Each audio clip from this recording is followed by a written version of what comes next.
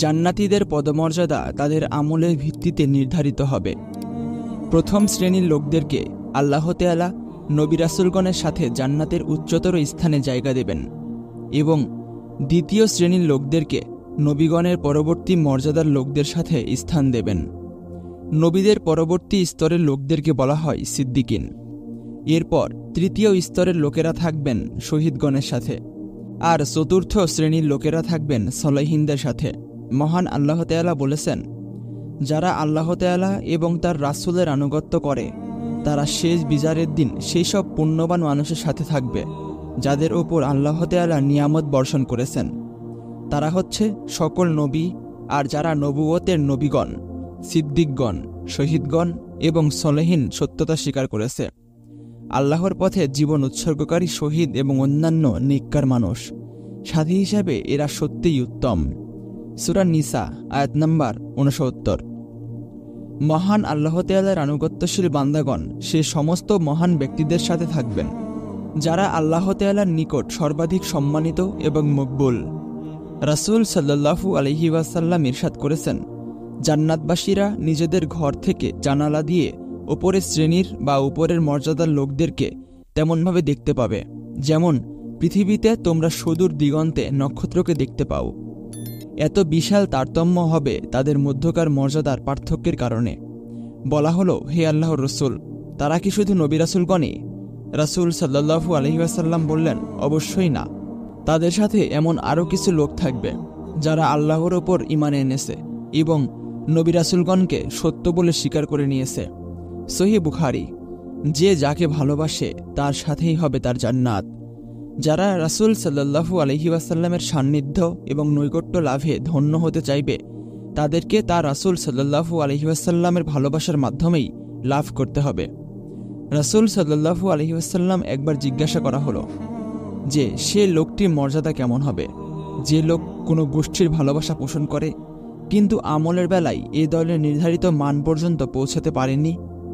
রাসূল সাল্লাল্লাহু আলাইহি ওয়াসাল্লাম বললেন, প্রতিটি লোকই যার সাথে তার ভালোবাসা তার সাথেই থাকবে। আনাস রাদিয়াল্লাহু তাআলা আনহু বলেন, পৃথিবীতে কোনো কিছুতেই আমি এতটা আনন্দিত হইনি যতটা এ হাদিসের কারণে আনন্দিত হয়েছি। কারণ এ হাদিসে সুসংবাদ দেওয়া হয়েছে যে রাসূল সাল্লাল্লাহু আলাইহি ওয়াসাল্লামের সাথে যাদের গভীর ভালোবাসা রয়েছে তারা হাসরের মাঠেও তার সাথেই থাকবেন। রাসূল সাল্লাল্লাহু আলাইহি ওয়াসাল্লাম বললেন, মানুষ তাদের সঙ্গেই থাকবে যাদেরকে সে ভালোবাসে। সহিহ বুখারীর হাদিস।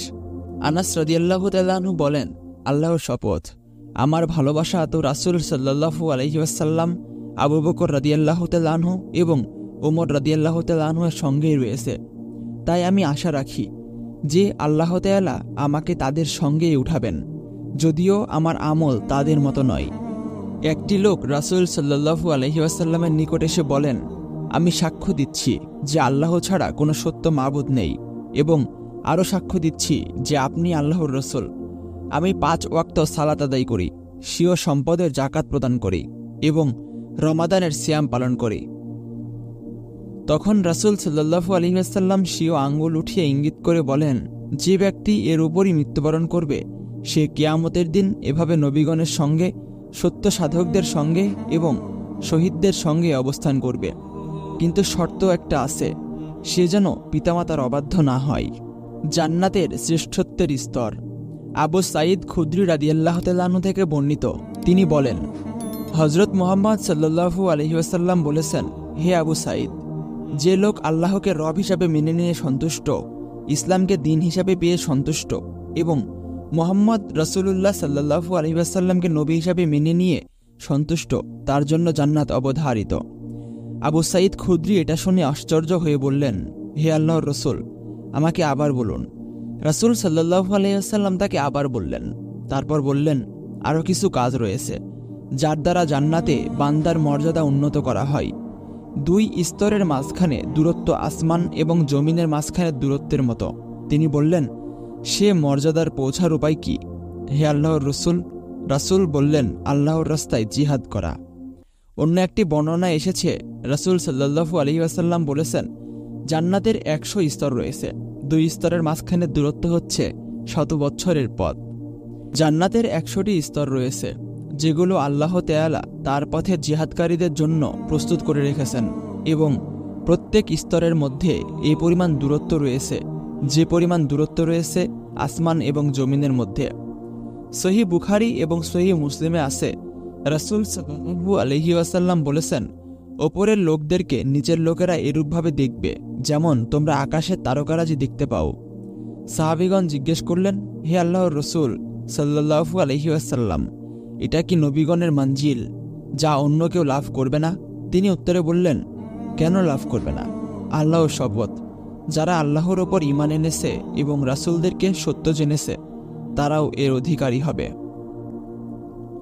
মহান আল্লাহ তাআলা সূরা বনী ইসরাঈলের ২১ নম্বর আয়াতে বলেছেন, হে নবী, তুমি দেখো কিভাবে আমি পার্থিব সম্পদকে তাদের একজনকে আরেকজনের উপর প্রাধান্য দান করি।